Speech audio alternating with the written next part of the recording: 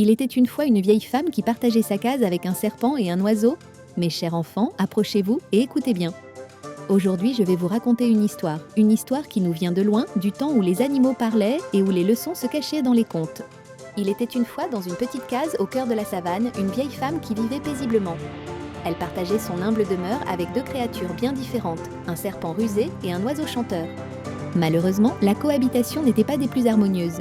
Le serpent, sournois et affamé, avait pris une bien mauvaise habitude. Il dévorait régulièrement les œufs de l'oiseau.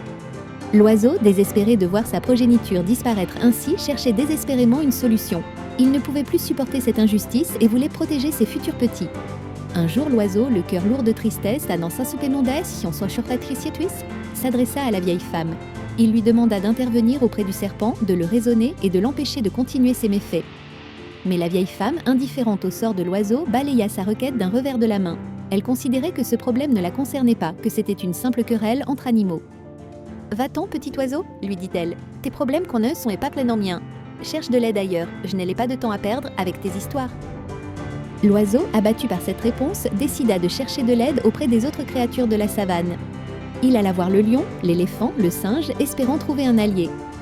Mais chacun, à son tour, refusa de l'aider, invoquant ses propres problèmes avec la vieille femme. Tous avaient une raison de se méfier d'elle et de ne pas vouloir s'impliquer. L'oiseau se sentait de plus en plus seul et désespéré. Personne ne semblait se soucier de son sort, ni de celui de ses futurs petits. L'oiseau, toujours en quête d'aide, s'approcha de la souris. Il lui demanda de parler à la vieille femme, de la supplier d'intervenir auprès du serpent. Mais la souris, tremblante de peur, refusa catégoriquement. Elle craignait la vieille femme et ses éventuelles représailles. « Non, non, je ne peux pas », dit la souris. « La vieille femme est cruelle. Elle pourrait me faire du mal. Ce problème ne me concerne pas. » L'oiseau, ne perdant pas espoir, alla voir l'araignée.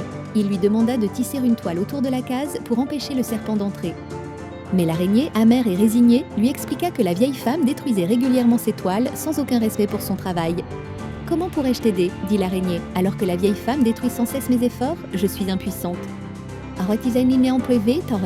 L'oiseau, de plus en plus désespéré, se tourna vers le chien. Il lui demanda de monter la garde et d'empêcher le serpent d'approcher du nid. Mais le chien, affamé et négligé, lui confia qu'il ne recevait que des restes de nourriture de la vieille femme. Il était trop faible pour se battre. « Je suis trop faible », gémit le chien. « La vieille femme me laisse mourir de faim. Je ne peux pas t'aider. Je dois penser à ma propre survie. » L'oiseau, sentant la faim approcher, alla voir l'âne. Il lui demanda de supplier la vieille femme d'épargner ses œufs. Mais l'âne, épuisé et maltraité, lui raconta que la vieille femme le surchargeait de travail et le battait sans pitié. « Je suis trop fatigué, » dit l'âne. « La vieille femme me fait travailler jusqu'à l'épuisement. Je ne peux pas t'aider, je suis moi-même en danger. » L'oiseau, au bord du désespoir, alla voir le coq. Il lui demanda de chanter pour alerter les autres animaux du danger. Mais le coq, résigné à son sort, lui révéla que la vieille femme avait l'intention de le tuer pour le manger. « Je suis condamné, » dit le coq. « La vieille femme va bientôt me tuer. Je ne peux pas t'aider, je dois me préparer à mourir. » L'oiseau, sentant la mort de ses petits inévitable, alla voir le mouton. Il lui demanda de supplier la vieille femme d'épargner ses œufs. Mais le mouton, résigné à son sort, lui révéla que la vieille femme avait l'intention de le tuer pour le manger. « Je suis condamné, » dit le mouton. « La vieille femme va bientôt me tuer. Je ne peux pas t'aider, je dois me préparer à mourir. » Frustré, désespéré et se sentant abandonné de tous, l'oiseau prit une décision radicale. Il ne voyait plus d'autre solution pour protéger ses futurs petits. Dans un accès de rage et de désespoir, l'oiseau mit le feu à la case. Il ne supportait plus l'injustice et l'indifférence qui régnaient autour de lui. Le feu se propagea rapidement, dévorant tout sur son passage. La case, autrefois un refuge, devint un brasier infernal. La vieille femme, surprise dans son sommeil, périt dans les flammes. Elle paya de sa vie son indifférence et son égoïsme. L'âne, la souris et l'araignée, qui vivaient à proximité, furent également victimes de l'incendie. Ils moururent, emportés par les flammes. La case fut entièrement détruite, réduite en cendres. Il ne restait plus rien de ce qui avait été autrefois un foyer.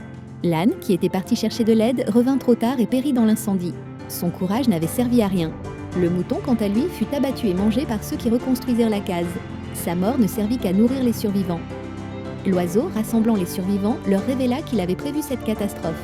Il leur expliqua qu'il avait tout fait pour l'éviter. Il leur raconta comment il avait cherché de l'aide auprès de chacun, comment il avait été rejeté et ignoré. L'oiseau déplora le manque de coopération et d'empathie qui avait conduit à cette tragédie. Il regretta que personne n'ait voulu l'aider à temps. Mes chers enfants, écoutez bien la morale de cette histoire. Seule une bonne entente conserve le voisinage. Le malheur ne vient jamais seul. Cette histoire est un avertissement. Elle nous montre les conséquences de l'indifférence, de l'égoïsme et du manque de coopération.